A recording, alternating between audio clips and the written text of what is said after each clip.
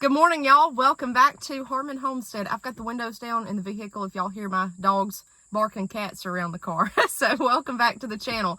Guys, it's early. It's August the 1st and it's hot. It's hot here in central Alabama. The heat is back and no rain is back. It rained here every day for 2 weeks and now it's null and void. So temp tomorrow is supposed to be 96 degrees. It's been 90 something every day. It's been tough.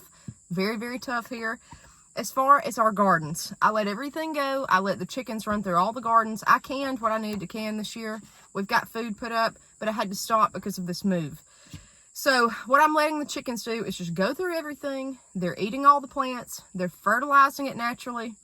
They're cleaning my gardens up, and it'll be less work on me by the time I get back in them. I don't think I'm going to be able to plant as much as I had originally intended for fall, but I'm still going to try to plant. But we can't right now because the heat is so bad. So I just don't think anything will germinate. We're going to wait a few weeks and try to get some fall crops in the ground. That's just what I want to do. At minimum, I'd like to have some lettuce. If you're in central Alabama, you need to be looking at stuff like beets and all that now. Cabbages, you need to be looking at that. Carrots is an August thing. You can plant all the way up until September, but it's here. Fall is here. I mean, pretty much as far as gardening.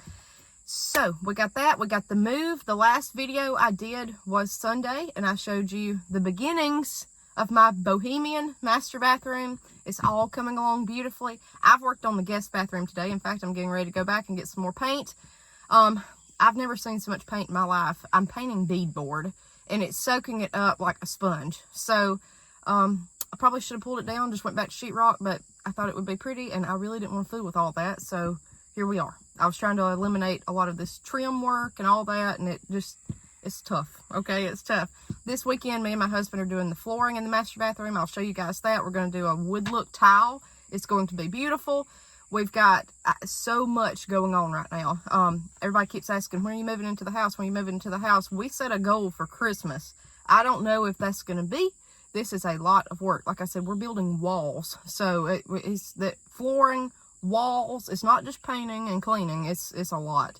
The house is gutted, so we're trying. So anyways, guys, I wanted to give you this tidbit of information. We get questions all the time in our comments, and I see a lot of interest on cover crops. So cover crops is kind of an elusive thing. Either you do it or you don't. If you do it, you know about it. If you don't, you know nothing about it. It's kind of that way. I got an email yesterday from Johnny's Selected Seeds, and I got a sheet of paper here that I wrote on, and I'm going to read you guys this information. I signed up for their free catalog last winter, just to see. I signed up for all these seed companies, and I've gotten so much spam email since I did, but I'm glad I did because I'm getting so much information from these places. And I don't know if it had anything to do with the spam email or not, so just be careful of that. Be aware. But you get promotions, and you get all the stuff they're promoting for you to go on their website or whatever, seed sales, whatever. I got an email yesterday that said they are going to do a webinar for free August the 8th at 5 p.m. Eastern time on cover crops, but you have to register for it. So what I'm going to do is let almost 5,000 of you guys, if you want to, y'all go do it. And at the end of this weekend, I'll try to sign up if I can. I may not even have time to attend it, but I would like to. So it's 5 p.m. Eastern, 4 p.m. Central on August the 8th, a free webinar on cover crops. I would like to learn about it because that's kind of an elusive thing here. But I did look up some points about cover crops just to kind of introduce it to y'all. If you don't know anything about it, I just Googled cover crops, and I'm going to tell you what the internet says are the benefits for it. And I kind of added on some of my own stuff that I think. So, the benefits of cover crops. It increases the soil health. So, what it means by that is it says it'll put organic matter back into the soil, all that. What a cover crop is you put it there and you turn it under. You really don't do anything with it. Your cover crops around here in central Alabama, you're going to see crimson clover a lot.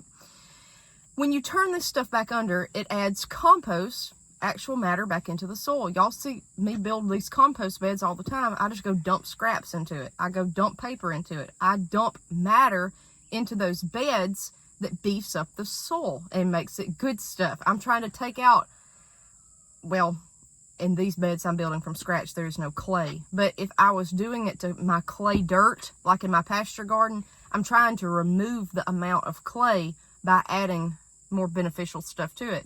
So just say we planted our pasture garden in crimson clover. When I turn that under with the tractor, it's going to loosen that clay soil and add good stuff back into it. It's very beneficial that way. Cover crops are usually cheap if you can do it with the right stuff. Now, there's a variety of cover crops you can use, but again, around here, people use crimson clover. Cover crops, if you do the right ones, they will add nitrogen back into the soil for next year. Nitrogen is a natural fertilizer. It makes plants just grow. It's like giving a shot of caffeine to it. It makes it bump up. So again, it increases the plant health for next year.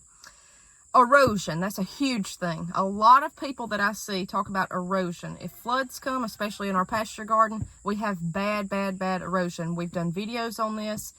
There's nothing there to hold the dirt, okay? It's just terrible. Cover crops will help because of the root system that's there.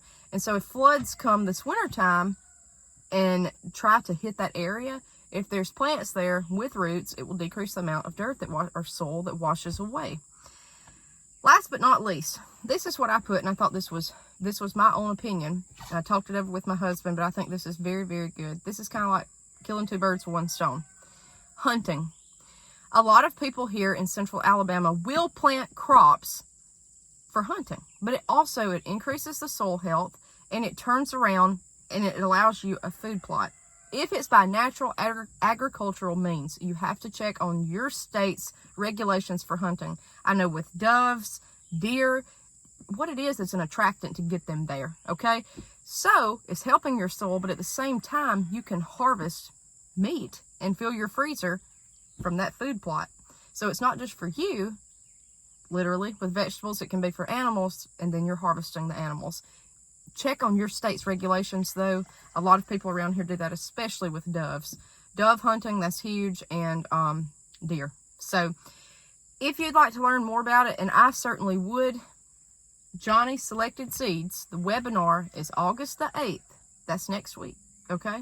Next Friday night at 5 p.m. Eastern, they're going to do a webinar. I have no clue how long it's going to last, but it's free. All you've got to do is register, but they said space is limited. So I'm going to let all you guys, whoever wants to show interest in this, go do it and go sign up. And at the very end, I might not.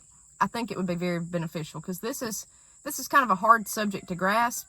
And what's tough for me is knowing what crops are the best for cover crops. So if you'd like to learn more about it, sign up for the webinar. I think it's going to be great.